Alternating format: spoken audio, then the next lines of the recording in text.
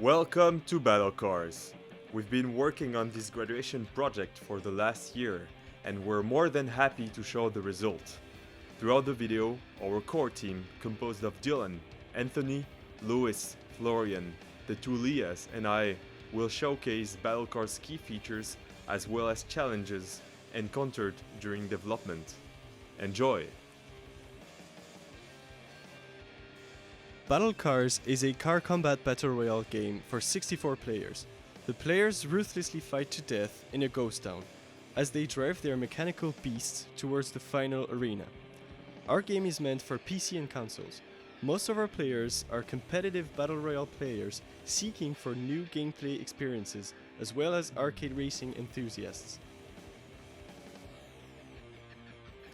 In Battle Cars' 5-minute games, the players experience our 4 intention pillars. Pedal to the metal, gotta go fast, always go at full speed ahead even at the edge of death. Explosive brutality, it's always about how hard you can hit them, the harder the better. No fair play, forget about your manners, you're just here to crush your opponents. Show off, destroying feels good, but destroying with style feels even better. Basically, in Battle Cars, the players must be more violent and stylish than others. As we're mixing vehicular combat with the concept of Battle Royale, we studied training games and the whole genre to define the key rules at the foundation of our game mode. In Battle Cars, your goal is to be the last car riding. You're among 64 drivers, but there can only be one. Circuits alternate between tracks and arenas. In tracks, you're chased by a dead zone. If you make it to the end, you reach the following arena. In arenas, you're initially 32 drivers and the exit doors are shut. As long as you're not 16, those doors do not open, and dead zones start appearing in arenas to increase the tension. During the game, you can also upgrade your gears, suiting your playstyle and giving you more chance for survival.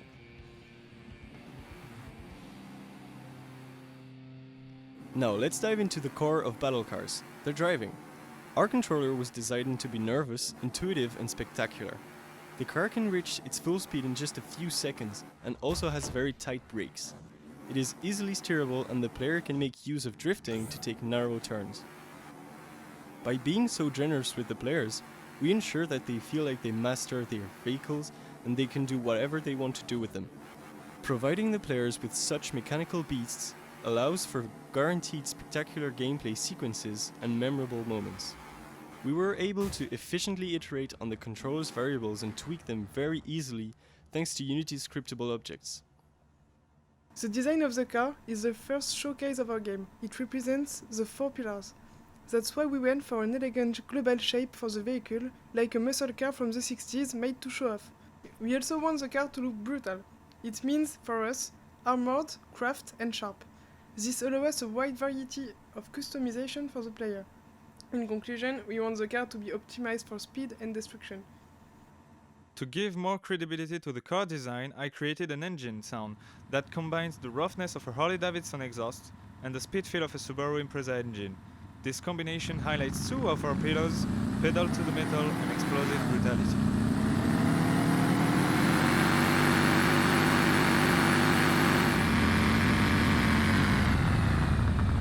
The camera that follows the car was designed to make the game even more dynamic and spectacular for anyone watching the player's screen. It has a dynamic field of view and changes its angle and positioning depending on what the player is doing. It also helps the player gather information on what's happening around them. It can easily and smoothly rotate around the car and let the player go straight back to action in the blink of an eye.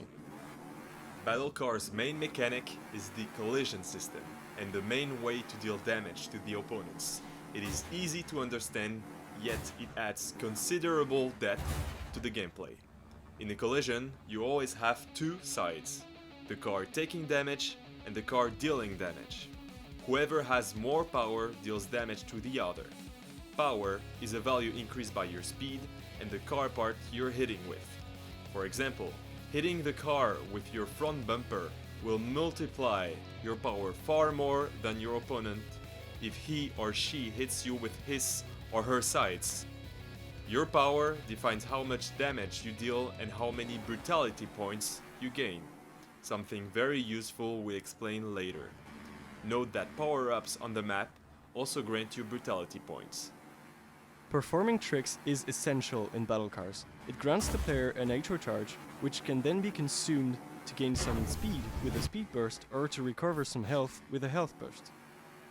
Tricks are a way to challenge players on their driving skills, and then reward them as they showed off and had a stylish driving. Here are some of our iconic tricks: drifts, airtime, barrel rolls, or flips. Here we see that the player has no more nitro bursts and has quite low HP. He's about to get a nitro burst from his drift, but how is he going to use it? Healing would be safe and would ensure survival, but the player actually chooses to hit the gas, take a speed burst, and crush an opponent. Great choice. Due to our intentions, we want to have a maximum feedback for every ability of the game. They have to be short, effective, brutal, and reflect the atmosphere of the show. That's why we decided to go for a comic style effect in 2D with a lot of explosion. Louis Houillet in-game programming helped us to do the biggest part of the VFX production during the year. A big thanks to him for all the work.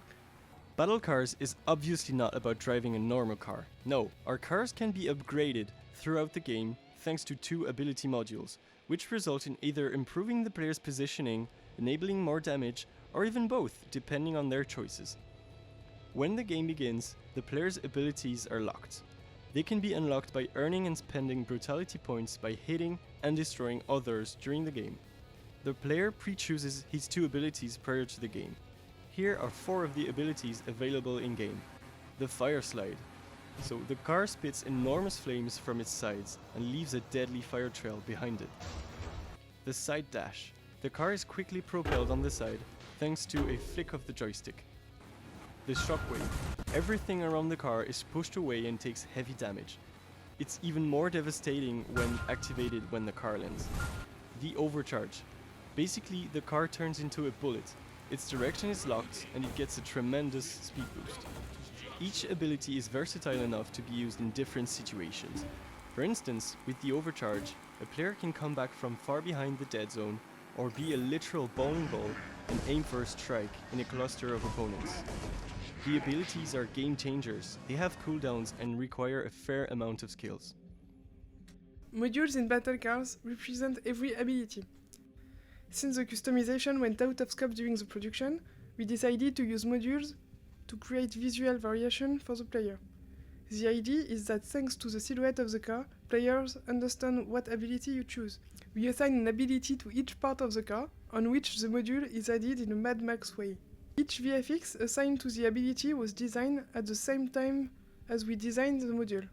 We created a color code depending on whether it's linked to a movement or damage, a buff on the player's car, or a tool to destroy your enemy. Wrapping this up, here is our perfect gameplay loop. First, you succeed your tricks gaining nitro burst. Second, you charge an opponent, taking even more damage because of your speed thanks to the nitro. Third, collision 1. The opponent's health is lowered, you gain brutality points, helping you to level up, unlock an ability that will give you an edge for the next loop. This is our target dynamic. But in what perfect world would this dynamic happen? Well, Battle Cars is not just the name of the game, it's actually the name of an event happening in an abandoned city every season. The event is widely streamed online and gathers more followers and drivers as time goes by. Each new season, an underground organization takes advantage of the city's ruins to create a more dangerous and ambitious death race. Our intention was to put battle cars in an aggressive, savage, arid place. A desolated city where there are no rules anymore, an exaggeration in everything with a fantasized rendering. We want to transcribe the spirit of an insane wild show. For this year's scope, we made only one map and focused on it. The city where our show takes place is an urban geometric jungle, colored by a very ubiquitous street art. The city is hostile to receiving this event, but the organizers made the city drivable by being creative and impulsive as we want the player to be.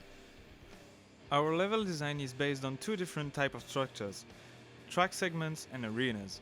Here are the guidelines for them. Tracks are here to build up nitro bursts. There are quick segments connecting the starting point and the arenas. You can find multiple layers in the tracks. It allows the players to do tricks, surprise other players, and be aggressive in different ways. Arenas are closed-spaced. When entering an arena, the only way out is to survive until there is enough players to proceed, or you're the last one.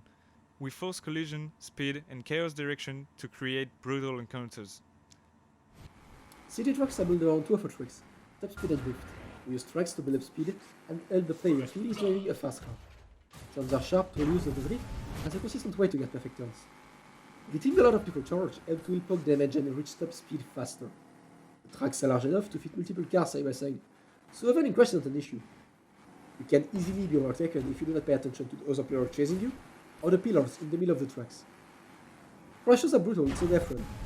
Player following behind get experience from rushing down easy peaks, whereas better driver catch power up first and get rewarded by full levels. To enhance the feeling of speed in those tracks, we've built them with very few obstacles. In this abandoned city, the players find their way by following a strict path determined by road marks. We added color to the grey buildings by using a lot of street art. There are also two notable sites during this level: the start of the race and the bridge leading to the arena. Posters and garlands are here to represent the battle car event. The Canal arenas are set at the bottom of a huge dam. We wanted to have a much more wall ride than the other places of the game, so we designed a softer slope so the car can stick to it. The arena is like a giant quarter pipe waiting for tricks, and being an underground event, it's not meant to be an arena. It's been adapted to fit the needs of the tournaments. It's the starting point of the last different player will face, and it takes inspiration from the Canal intentions. The Canal tracks are completely arranged for the battle cars race. The organizers have been using rough materials to create jumps, fences, and tunnels. There are lots of oxidized metal, old wood, and salvaged items such as car wheels. There is still lots of street art to guide the player through the level. The door after the first arena is one of the most notable landmarks, as discovered by a huge illustration. It alerts the player's attention to it, and they are ready to rush through the canal when the doors open. The funnel is very dark, adding some pressure before the entry into the final arena. When leaving those arenas, the last track leading to the final arena is a canal as well. This is our speed peak before the end game. The Canal's track long speedway gave the players one of the most exciting moments of the game. Since the road is so open, we have a lot of different jumps, roadblocks, and ways to do tricks. The fact that there is a little barrier in the middle hints at the player that they can trench track and fight opponents for the very first time. At the end there is a funnel that creates a choke point, provoking violence and pressure peak right before the final arena. The final arena has been designed around one simple intention: you go all in. Eccentric design helps you find targets and go flat out. The two giant loops help you play at peaks on an unexpected player in a stylish motion. And the walls are almost endless, so you can drive fast and drift back in, like in a giant skateboard. The zone slowly collapses toward the middle, so do you take the risk of charging through to get the most damage? Or do you stand in the middle to be blown out of existence? Every mistake is lethal now, so it's do or die. The final arena is situated in an old reactor. It has been completely reworked by the organizers to make it fully drivable. The street art gives it an underground world feel. The center of the arena attracts all of the attention, as there is a huge spotlight announcing it. We want to bring the players to the center so they can collide and fight. There are a lot of big screens displaying sponsors of the event. The aim is to push the players to show off and to give the best of themselves. We had to design the non-playable environment in the most efficient way. We want our drivers to feel like they are going through a mess of brutalist architecture where street art highlights where to go. The lobby is the first experience players get with the controller. We wanted to guide them and allow them to learn the controller in a safe and secure environment, as well as providing a place for more experimented players to test out builds, tricks and abilities. The skate park inspiration quickly came in the design process, as kicks and transition are core of the experience. The flow is also designed to push the player to use one of the main mechanics, drifting. Some negative space is used to allow players to be at the center of attention, and then show off the skill. I developed a network framework which is meant to be used for Unity games. It is built on top of the light green library. which allows us to write and read network packets. Designers are able to add game features by just dragging and dropping components into game objects and linking events to existing behaviors. I also wanted a faster way for the programmers to implement network commands while avoiding any regressions. For example, in case the command gets deleted later on. This is achieved by injecting the commands on the client or server real loop. When the command is created, we write the data we want to share between the client and the server, and the code we want to be executed when this command is received. It's very modular. In order to be able to host 64 players on our servers, I had to do some optimizations such as memory management and a chunk system. Only cars that the client is able to see are replicated. Because we want to provide a fast start for the players, we cannot wait every time for a server to fill up with 64 real people. Therefore, as soon as everybody is ready, missing players are replaced by bots. Our goal is not to create an AI as good as players, but to provide a tense experience, making bots engaging targets to show off the player's abilities.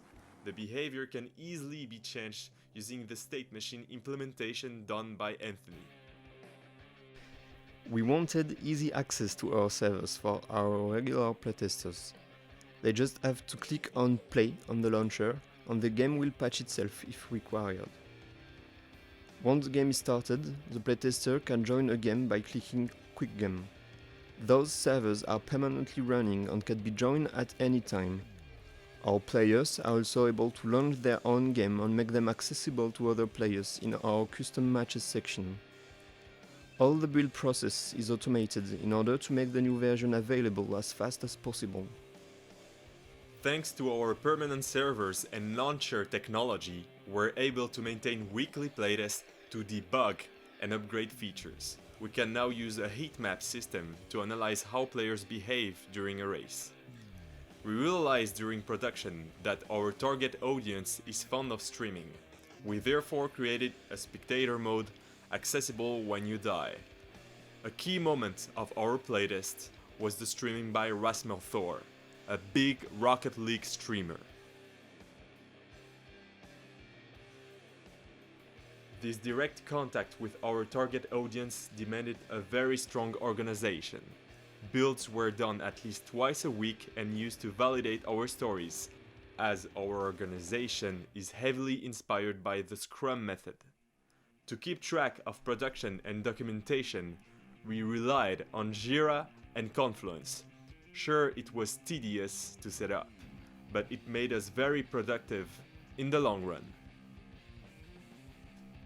As explained earlier, Battlecar was born from the combination of racing game and vehicular combat, with the twist of the Battle Royale genre. So what is our market position? The most common trend for car games is to for premium games at different price points. Arcade games like Rocket League or Trackmania tend to be around $20, where our larger sim racing games like Forza or Project Car tend to target a price point around $70 plus DLCs. We have also taken inspiration from the Battle Royale genre and plan to introduce a Battle Pass. It will be sold from $10 to $15 every season, with an option to watch the reward for an extra fee. This Battle Pass will feature fully cosmetic options like skins, particle effects, decals, or custom engine sounds. It will help sustain a player base between updates according to a game as services light plan.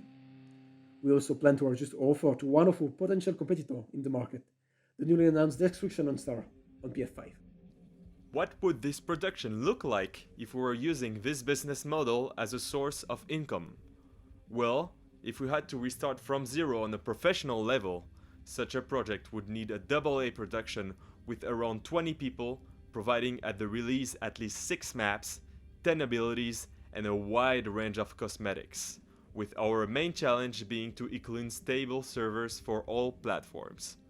Such a production would last at least 2 years and cost around $2.12 million, excluding marketing. After release, live operations for 1 year with half of the team would cost an additional $1 million. Here are the strengths of Battle Cars. Firstly, it is a unique fusion of two genres, Battle Royale and the experience of driving, that had never been done before. Then we have 64 players fighting against each other, which is rare, especially for a car game. Finally, Battle Cars is strongly viable on the market with its proven Season Pass business model. We're really excited about Battle Cars and we can't wait for you to play it.